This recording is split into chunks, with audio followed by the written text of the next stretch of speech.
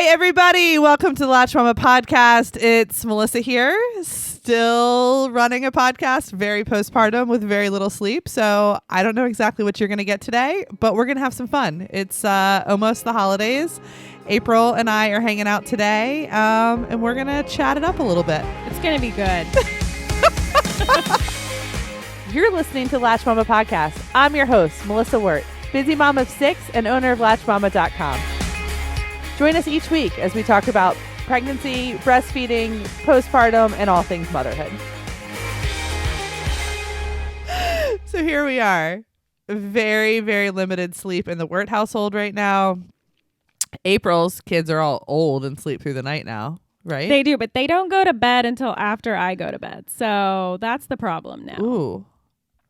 Last night, so my kids are supposed to turn their phones in at 9:30, plugged in downstairs. Last night. Do you go check to make sure they're there? No. Okay. Maybe a spot check. Okay. So I just go on the honor system, Okay. and it really, Okay. for the most part, happens. April has good kids. They've been. I mean, all kids are good kids, but you can't make jokes like that on here. We're gonna get emails now. I'm kidding. April's kids are how old? How old's Kai? 18, 15, 13. Okay. Yeah. So anyway, last night, 10:45, I hear the 15-year-old in a room talking to her friend, who's a guy, at like 10:45. And I was like, girl, wrap it up. You are an hour past. So this kid... So did you have to get up and get out of bed? I was getting ready to go to bed. And then that's when I heard her talking. And she's like, but it's Aiden, who I have a joke. I call him my best friend, Aiden. Okay. And I was like, I do not care. I don't care who it is. Plug that thing in. So yeah, that's my night at like 11:45. I have a cat. Sorry. My bad. It's probably somebody trying to deliver something to my house and they can't find my house. That's pretty much all of my free time right now is talking to delivery people that who makes sense. Can't seem to find my house. But what was I going to say? Oh, I have this cat that we rescued from inside of a car engine. And I think he must have been taken from his mommy young. But his cry sounds like a kid. So he sometimes sits outside of my door and cries, and I don't know if it is a child who's upstairs in their bed, right? Throwing up. You know what kids do, like how they wake up in the middle of the night and like get really upset. So I never really know. So I listened to it for a really long time, and then I realized if it's a kid, they probably will find their way to me. But yeah, Onyx's cry is... You need to put a bell on that cat. I need to do something so I know it's the cat, not the kids. But all right. Anyways, we're here. Kennedy wants us to play some holiday trivia. Why? I don't really know. But we're going to play some holiday trivia. And Kennedy has a mic today so you guys can hear him. Woo, Kennedy! Sweet Kennedy. How's it going, folks? The best podcast producer in the world. I don't think he really set out in life to be a podcast producer. No. Is that your game show host voice? It's a good voice. Yes, it is. Ladies and gentlemen, welcome to the first annual Latched Mama Christmas Trivia starring April and Melissa. Oh All right, God. so we got some questions here. We're going to go through them. They should be easy. We'll start a little easier and get a little harder. Maybe we'll do like first to 3 or something like that. First to 3, okay. So I'll ask the question and you just Do go I ding for in? it. Yeah, you ding, but just kind of just say it.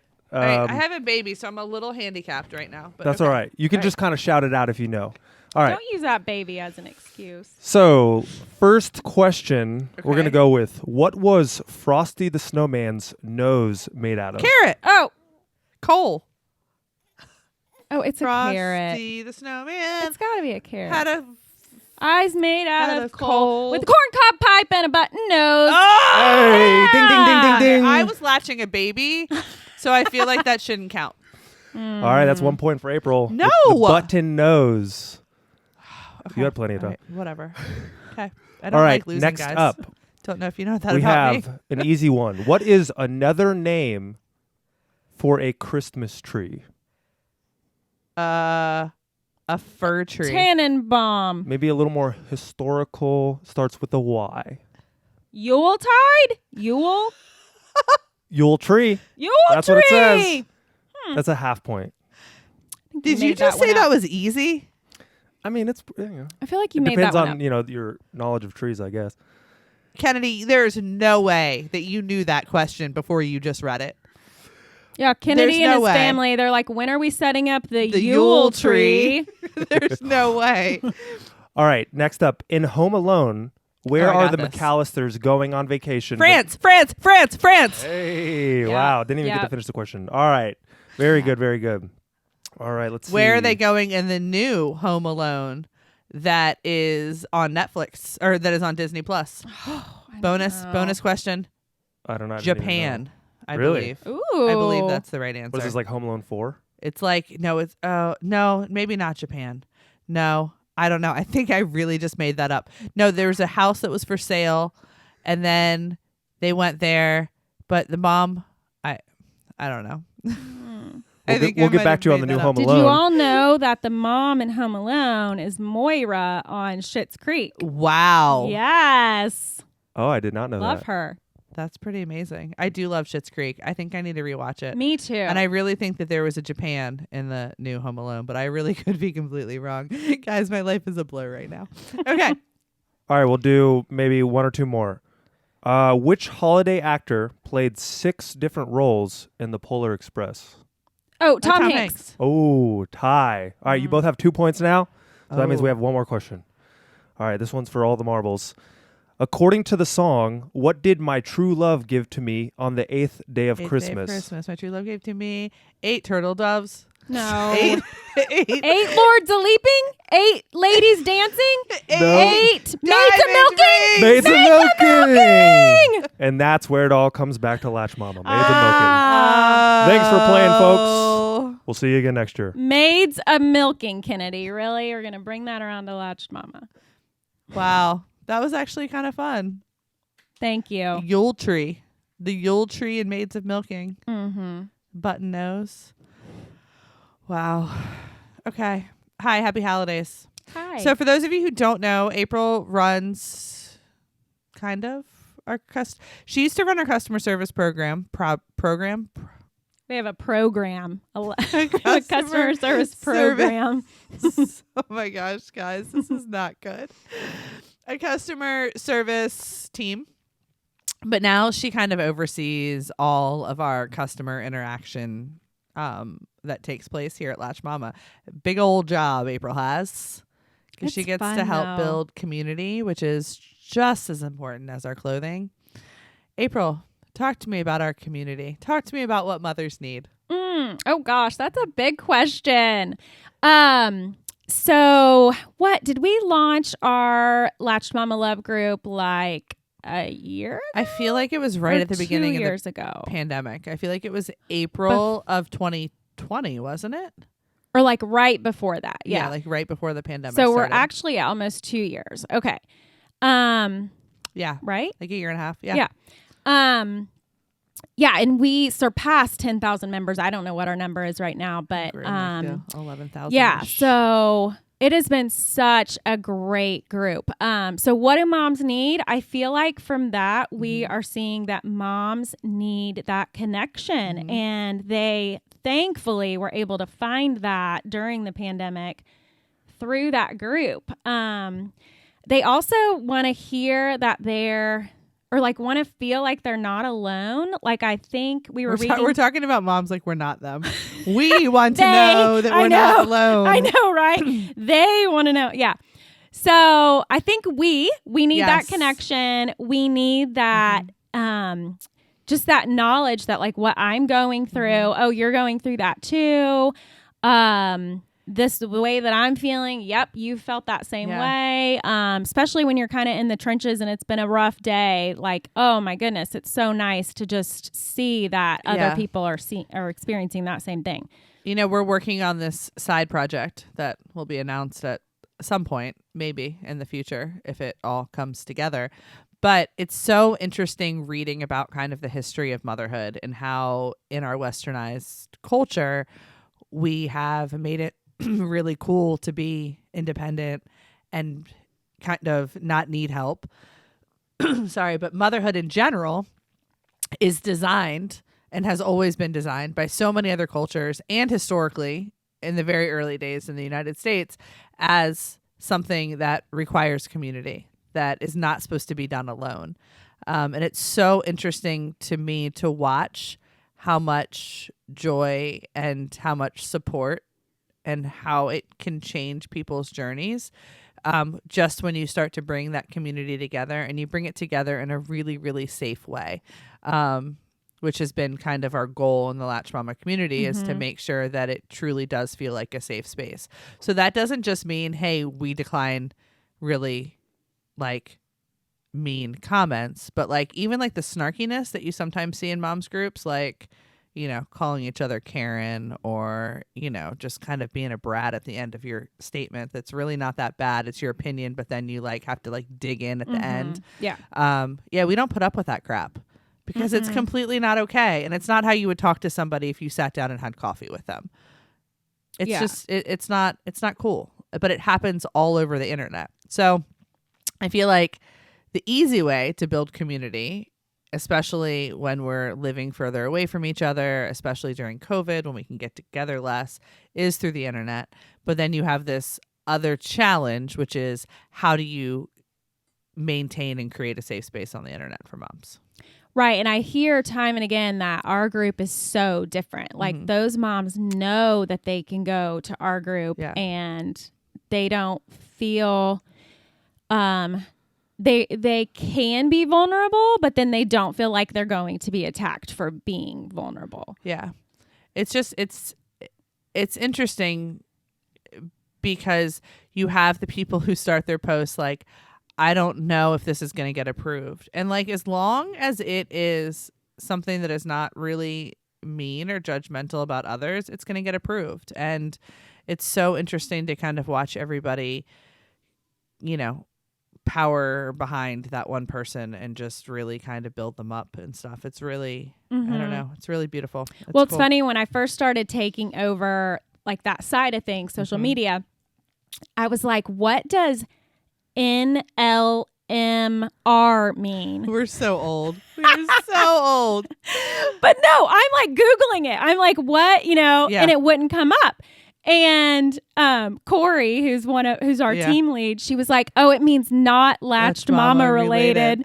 And they like made it up themselves. Yeah. But I was like, oh, I think it's funny that they even put that, because how many of those posts actually are clothing or latched mama related? Like, no, they're mom related. Somebody asked me the other day, like, how much money in terms of like staffing and payroll do we spend literally just on creating community? Like, somebody asked me, like, is there like a business model where you set aside a certain amount of money to build community because then you know they'll come buy your clothes? And I'm like, oh yeah, all of our budgets. All of our budgets and all of like the way that we've just, you know, kind of mapped out the way our company works, you know, to our to build profit community. and loss spreadsheets and things that we go through every day. I mean, we do have a P&L. I mean, we do thankfully we have some accounting software and stuff like that. Like, we're not completely running amok there, but we do spend quite a bit of money on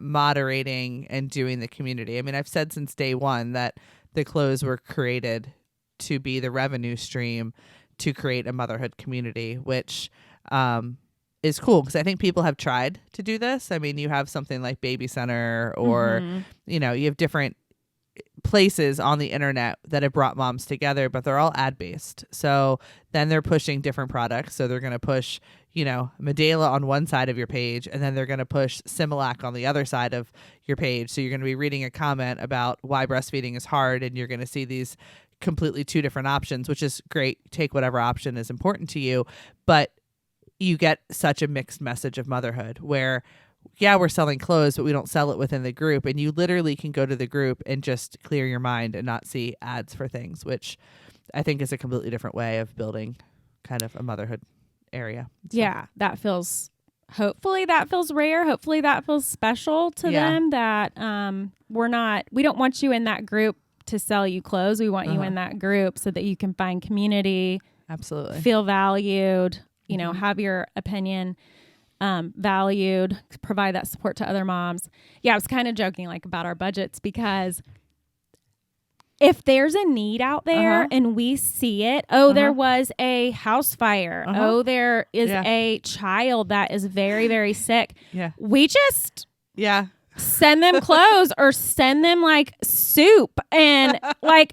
I love April. April's my little she's my little kindness worker. She's the one that like has. I love it. She's like head of merriment, but she literally just has a credit card and knows. I mean, every once in a while she'll ask, but knows what she's allowed to do. And then suddenly we get this like feedback from these wonderful families that were like, hey, you did this for me when this happened. And I'm like, April, we did this for them. And she's like, yeah, I took care of it. And it's like the best, most wonderful place to be as a company that like we don't, I mean, we should watch our bottom line probably more than we do, but we're going to be okay. Like everything's fine. I don't want anything more in life.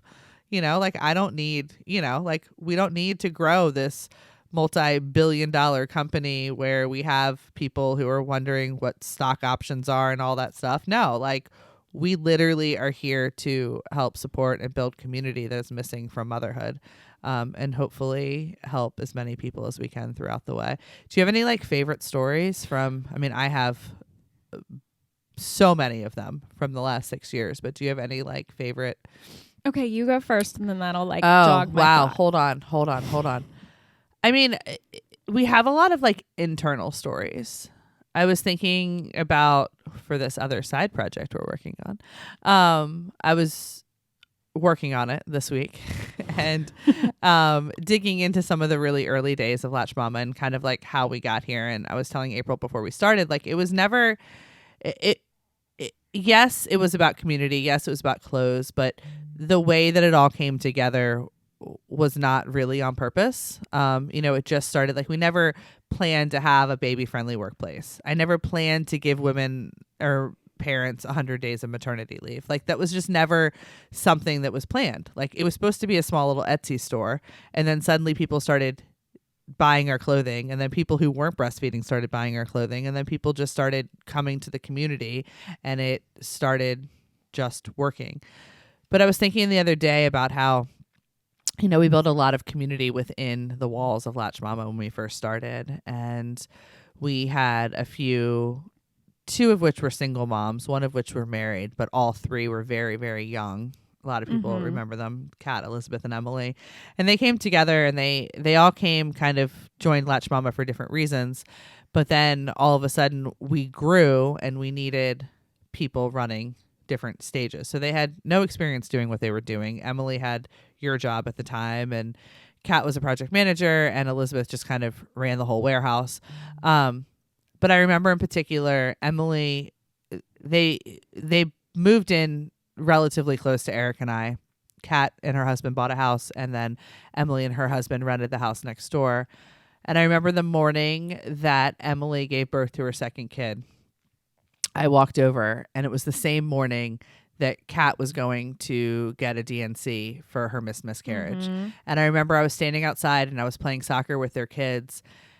And like I look back on it now, like in the moment it was heavy and it was a lot, and it was like a lot to process, and being older and further into life than they were, I knew how monumental that day was going to be and how they were going to look back on it, and there was going to be sorrow and there was going to be, happiness for Emily, but where does that put Kat, and like all of this stuff. And I didn't really let myself get in that moment there, but I was working on this project that we're working on, and it was just so overwhelming to me that was kind of the start of it. It's like watching them start to navigate life within the walls of this building and realize that like we had the opportunity, if we played it right, to give that to other moms. I mean, yeah, maybe I wasn't going to be playing soccer with their kids in the front yard while they had these monumental life moments happen, but we could be there for them, and we could share our experience. Those three really like talk about Latch Mama's where they found like a family. Yep. And they are all like best friends. Yeah, and they inspired so much of what I tried to create, watching them come together and kind of find their legs in motherhood. And I mean, the ups and the downs, and it definitely was not always easy and rainbows and sunshine, right. But knowing that relationship and watching them kind of bloom into it was such an inspiration for what we wanted to create, on the internet. It's scary though, because the internet is can be terrible. I mean, moms can be terrible to each other on the internet. But with people like you and the rest of the staff, you know, we really, really try and make sure that doesn't happen. But yeah, I mean, that's like kind of one of my favorite Latch Mama memories. But I love that. Yeah, I think maybe like I don't have a jaded bone in my body. Like I read maybe like a lot of that negativity, but like I'll slack out like, oh, a customer will email something and it's a lot of negative, but then she'll say one positive thing at the end and I'll be like, that's the part I caught. I caught that, you know, our clothes made her feel confident in her body and that she wears them every day. Absolutely. And she, you know, not to say that the feedback doesn't get where it needs to go, but I'm like, oh, that's what I see. So yeah, I think like there is a lot of negativity on social media, but I think that hopefully with our team, like they really focus on the positive and trying to help, you know, bring those moms together.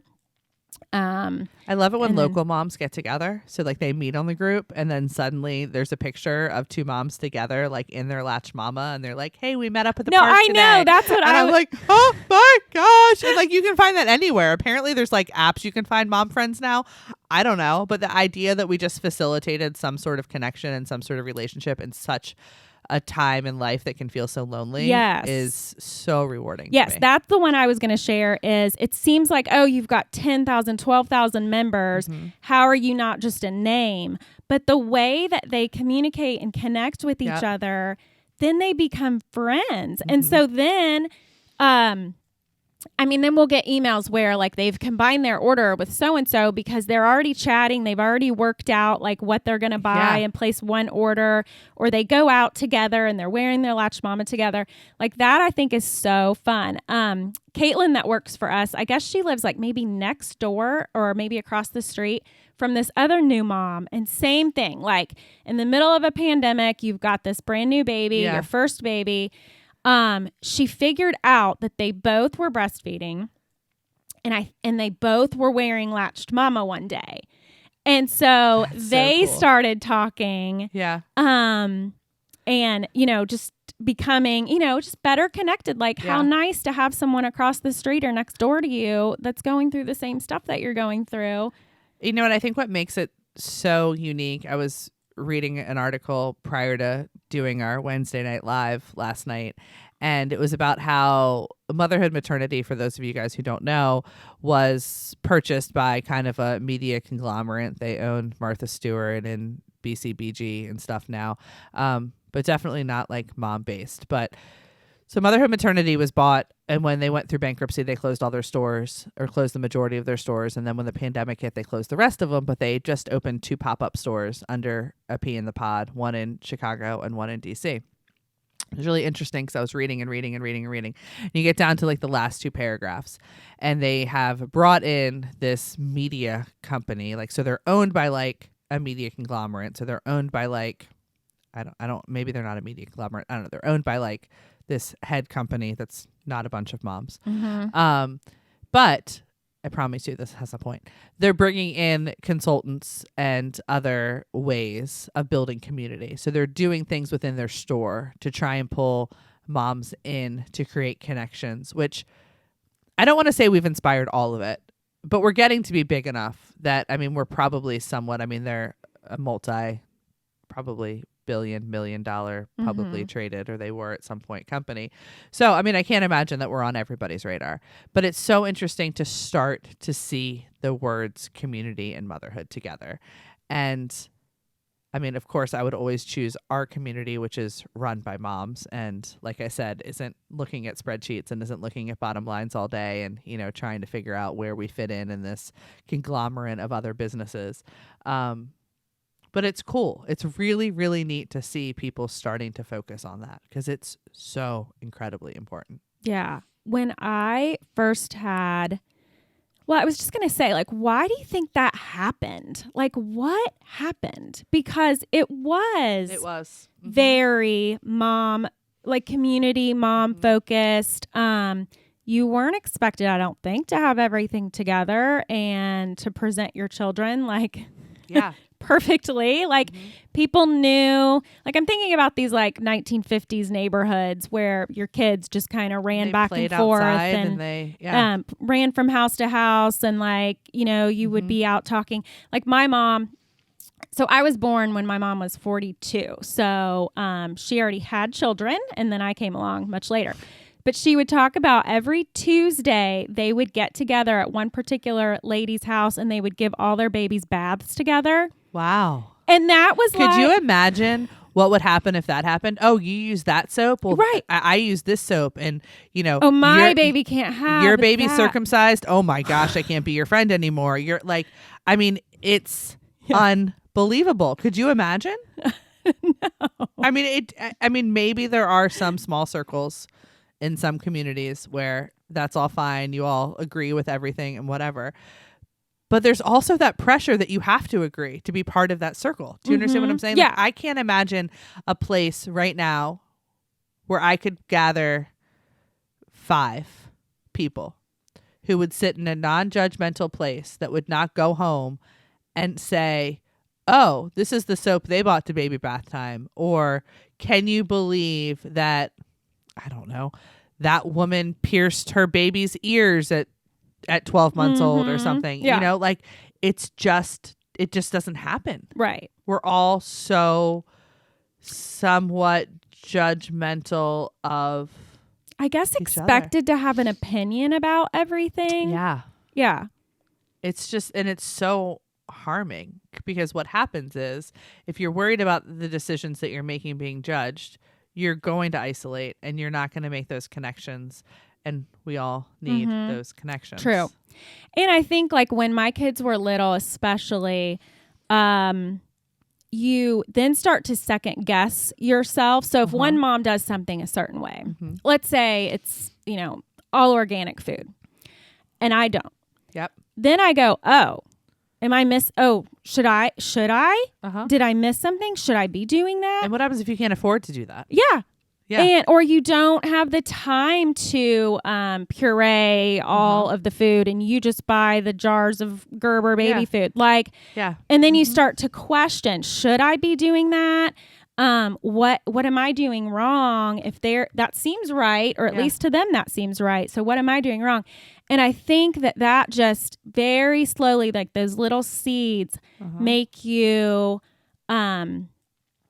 question every decision, and then what type of mom you are. Yep. And are you good enough? And then you stay up at night worrying about that, and then you don't sleep, and then it all kind of snowballs on itself. And we were talking in the last podcast, Lindy made such a good point. She was like, why did it take me to 4 kids before I set my own boundaries with my family and said my happiness is important? It's the same thing. Like, why does it take you getting so overwhelmed or to 2 or 3 kids to say, you know what, cloth diapering isn't for me? Right. Or, you know what, tonight we are going to have chicken nuggets for dinner and they're not going to be organic. You know, why does it take us reaching just this breaking point where all of a sudden we realize that we're allowed to have some grace and, you know, we're allowed to make decisions that are best for our family as opposed to best for others. Right. But I think so many of those constant decisions that we have to make every day are isolating, because it's really, really hard to find somebody who's made all the same decisions you have, or find somebody that you trust enough, that you spend enough time with, that you've developed enough connection with to be like, yeah, this is what we do. And I'm sorry if you don't agree with it. Right. Like, yeah, exactly. Like I might disagree, but we can still have fun together. Like Absolutely. our kids can still have play dates. I'm going to do this a little differently than you, whether it's discipline or whatever the thing might be. But yet, like, I still value the way that you have gone about doing that. Absolutely. But you're right. Like, it's almost like we're expected to have an opinion about everything. And so that means that your opinion can't, if it's not the same as mine, then you're probably wrong. Instead of, you've arrived at that is what's decision best because that's best for your family, and you know your kids best, and you know the dynamics of your family, and you figured out that that's the best for you. And then same for me. I figured out that this thing is the best for me. And it takes a really long time to develop a connection with somebody where that stuff doesn't matter. Right. And that's what's so hard, because you change so seismically when you actually have a baby and your identity shifts. So are those old relationships still there? They might not be. So your identity is different. So suddenly you have a baby and you're supposed to form these new friendships and these new connections with people and spend enough time and enough energy building them that you're seen for who you are and not for your decisions that you're making. But everything defaults to talking about your baby, which probably defaults to you talking about your decisions. And then suddenly you're questioning your decisions because they're not the same as other people's. It literally is just an opportunity for like disconnection and judgment. Right. Oh, yeah. When I was postpartum doula, I would use this phrase that I hope helped. I would say, like, you're trying on different parenting styles. When you're so new to being a new mom, you don't have to land on anything. Like, you're trying on different styles and things that you are wondering if will work or not. Yep. And you'll find out over time kind of who you are, who your family is, what your baby needs. But like, come at that with a very open mind and just try things on a very like kind of loose-handed way. And like, just, you know, you'll figure it out, but you don't have to settle on anything. And taking that one step further is every baby is different too. So all of a sudden you have baby number 2 or baby number 3, and maybe they do need a co-sleep, or maybe they do need milk from a bottle every once in a while, you know? And so you're then questioning your identity again, and you're saying, but hold on, I was a baby down the hall in the crib sleeper with my first one. Like, what is happening? This one won't sleep. Oh no, now we're co-sleeping. But Susie Q down the street is completely against co-sleeping. How are we going to be friends still? You know, like how is this going to work? And I think a lot of it is just being open to vulnerability and being open to being your true self to people. But it's hard. Yeah. It's hard in a space where there's so many different decisions to make and judgments, that opportunities for judgment, you know? So going back to it, I would like to think that in our group, we do a very, very good job of making sure that, you know, people are treated as fairly as possible. Yeah, I love these posts where, you know, a lot of times moms reach out and they would just want suggestions or they want some support. And then I don't even have time to like respond. Like in that particular post, I'm like, oh, I might have something to share. Let me see. You know, there's already 68 comments and I'm reading through them all and I'm like, that is great advice. Oh, that was such a loving statement that you gave that mom. Yeah. Oh, that's another angle of it. Like, and there's so many people who show up just to be like, hey, mama, I see you. Yeah. And that is the most beautiful thing sometimes that you can say to somebody, especially if what they're doing is maybe not what you're doing. You know, maybe it's not the direction that you're taking your family, or maybe, you know, it's not something that you guys have decided as a family that it is good for you. But just to be like, hey, I see that struggle there. We had the same struggle, without even saying, hey, but I landed here and this is why. Right. You just shut up. Yeah. You know? Yeah, like I have complete confidence that you guys will figure that out. It sounds like you're really thinking through like all of the, you know, different choices. Like, good for you. It's so beautiful, which just makes me like not want to be talking about it because I don't want it to grow too big. Because I don't want to break it. But I feel like as long as the clothing side of the business is growing and we're still able to spend time on moderating and, you know, making sure that we're growing individually as we're commenting on posts, you know, it's going to hopefully continue to grow in a nice, kind manner. But I don't know. I don't know. It's fascinating just to watch this beast of a company grow simply based on community. Yeah. And then the lives, I mean, some people, that is appointment time for them. 9 p.m. Wednesday nights. So bad. Because I laugh about it because I don't know what we're doing other than being authentic. And I think that that's something that's missing so much from motherhood. And we are a hot mess. I mean, if you knew, like, brand new baby, Lindy's like quarantining at home with 6 kids while her husband's on a business trip. I mean, last night was a mess, but you know, we show up. And I think that that's half of, you know, life in general, is just to show up and put yourself out there and see what happens. Right. So yeah. And I know, I mean, they just love it. They like crack up at you guys. Like they just love just how natural you are. we're like comic relief, I think, for many people. My tired postpartum eyes. I don't know. What else? What else do we have going on? Oh, the reviews. Yes. Kennedy coming in crucial there. Yeah. Thanks, I Kennedy. didn't read through them all. I read through some of them. But thank you guys. You all really, really showed up to leave us reviews on the podcast. You really did. I mean, we had not asked, I don't think, before for reviews. And so there were a couple when we first launched our podcast like a year ago. There were some. But then I guess was it last podcast we asked you guys to kind of go out there. So you showed up. How many do you think there were, Kennedy? Probably like 100.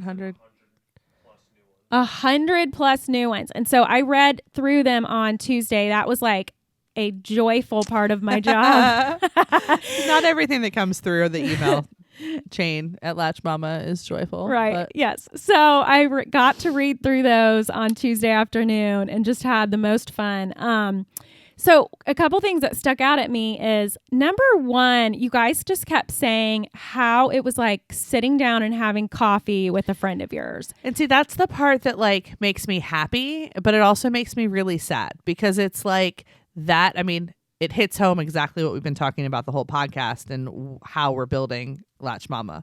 So if anybody wants a roadmap of how to build a company, you start with community. Mm-hmm. And I feel like that's, I mean, I remember Eric talking when I first said I wanted to start Latch Mama and like we were trying to figure out the clothing thing because I had no design experience. We started building the community. He's like, let's start with the Facebook page. And I was like, but we don't have any clothes yet. And he's like, well, just, start the Facebook page. And I started going down this very, very like natural granola-y birth route because I had just had my second son at home and I was like, yeah. And you love birth. Like you love to I talk do. about I birth. do because Yeah. it's easy, because it's an easier thing for me, which is very surprising to me.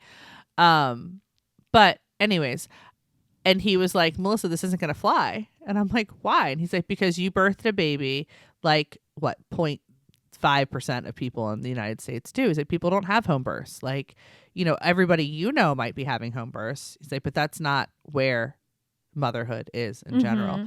And it was very like, it was a very simple marketing, concept at that point.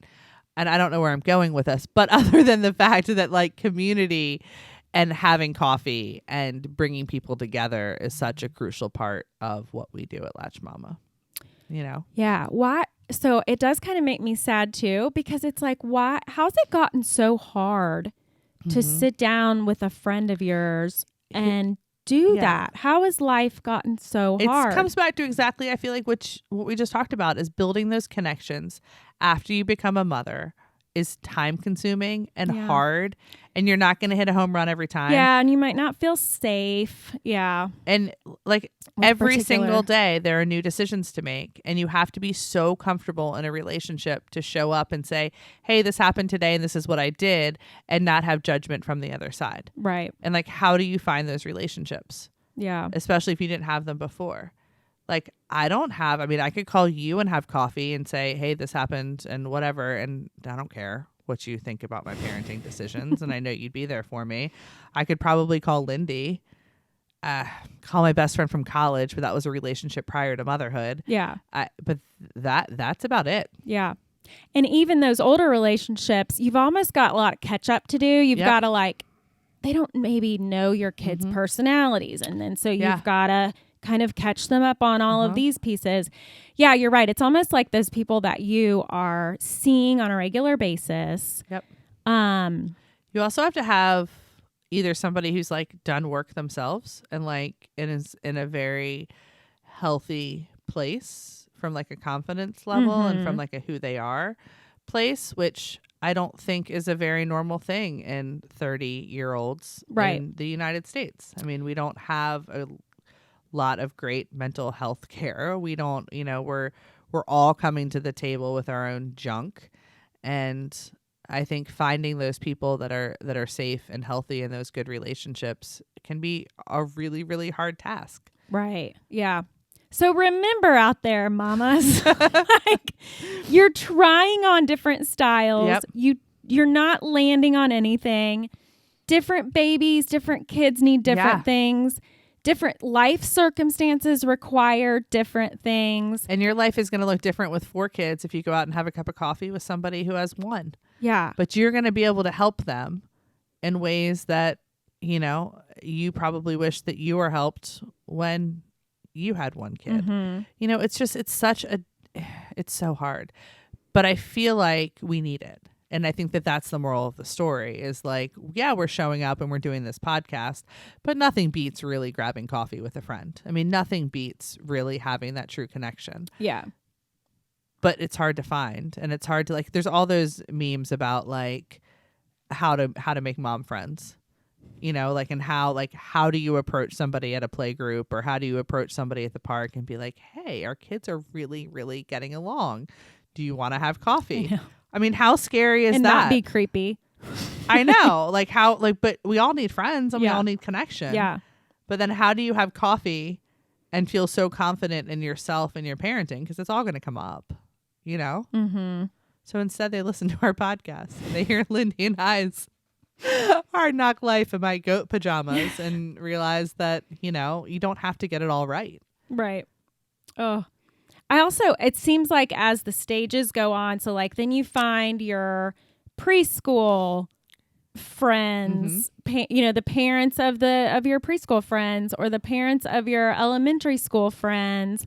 So it's always kind of interesting too, because it's almost like by stage. Mm-hmm. And then sometimes you kind of grow apart from those people, which I'm so loyal. That kind of hurts my heart sometimes, but I'm like, oh, they're kind of they're at a different school now and I don't see them. But they were all part of your story. Yeah. That's what I'm learning, Yes. I mean, they were all part of your kid's story and your parenting journey. Yeah. But it is kind of neat to think value them at that stage when you guys needed each other. But maybe you don't have to have your 50th friendship anniversary with them later. Do people have those? I don't know. I don't think I've had a friend that long. I don't know. It's crazy. It's crazy what you learn, starting off. Like I said before, this was never supposed to be some sort of clothing company. But it's funny how when you literally step back and you just let something write its own story. I think part of that Motherhood Pea in the Pod article just felt so forced to me. Mm-hmm. The community part of it felt so manufactured. Forced. Yeah, it felt so hey, this is something that sells. This is something that works. Let's try and bring these people in and they can shop from the full website while they're here in this fancy little New York City store. Yeah. You can't manufacture it. It has to be made, it has to be inspired, and it has to be run by inspired people. And I think that that's what's so special, I think, about Latch Mama is that the people leading the conversation and the people leading the groups and the moderation is inspired. And I think somewhat of what they're inspired by, I'm going to pat myself on the back, is the culture we've created within the walls. And it has to go full circle. So I think that reading that article really made me realize, hey, if you're running this company from a skyscraper somewhere and you have 6 different marketing teams that are working on 6 different messages through different companies like Martha Stewart and BCBG, and I think that they own, what's the kitchen store too, the one that Sir Latab. Williams. Oh, okay. Yeah, I don't know, they own a whole bunch of them. It's really interesting because I'm how are you going to know how to talk to moms? How are you going to look at a situation that seems so stupid to you? Hey, I'm trying to make Christmas cookies, but I have 3 kids under my feet, and what do I do? And I'm going to cry because I'm supposed to make this, and this for Christmas dinner, and I don't know how.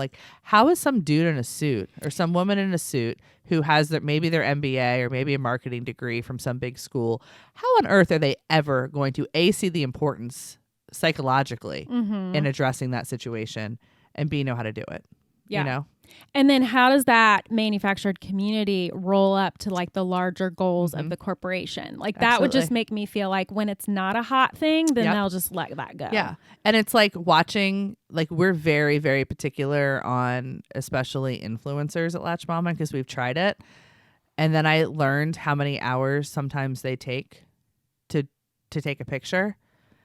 And I think about like how hard it is for me to sometimes get a family picture and who I turn into in that process. Yes. And I'm screamy and I'm grumpy and I'm mean to my kids. And then I look at these manufactured pictures and I'm like, this is not, it could sell clothes. Absolutely. It could sell clothes. But you know what? It's not worth it to me. It is not worth it to me to pay an influencer money for them to tell me it's going to take them 10 hours to take a picture with their baby where they look beautiful enough and they look great, or they look tired enough because they're going to manufacture it on that side because that's what I want. Like it's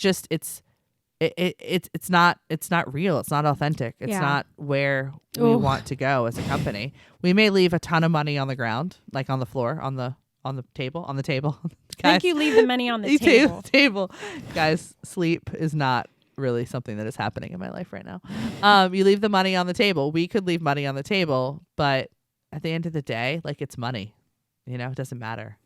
I would so much rather you are reading with your kid and playing with your kid than taking a pretty picture. Or going for a walk and letting your kid sit inside and scream for a second. Yes. You know, I mean, that's reality of what we're dealing with, not these like half naked #be a mother like pictures that Pea in the Pod is using to market their line and their makeshift community. Like it's just not, because then you have people who show up and they're all dolled up and then these people feel like they have to be. And it's why Lindy and I show up literally on those Wednesday nights as we are.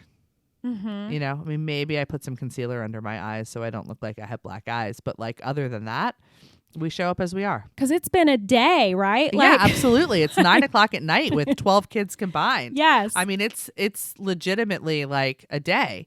But I don't know. You can't manufacture community. And I think that that's a huge, huge lesson that we've come across. So, yeah. I don't know.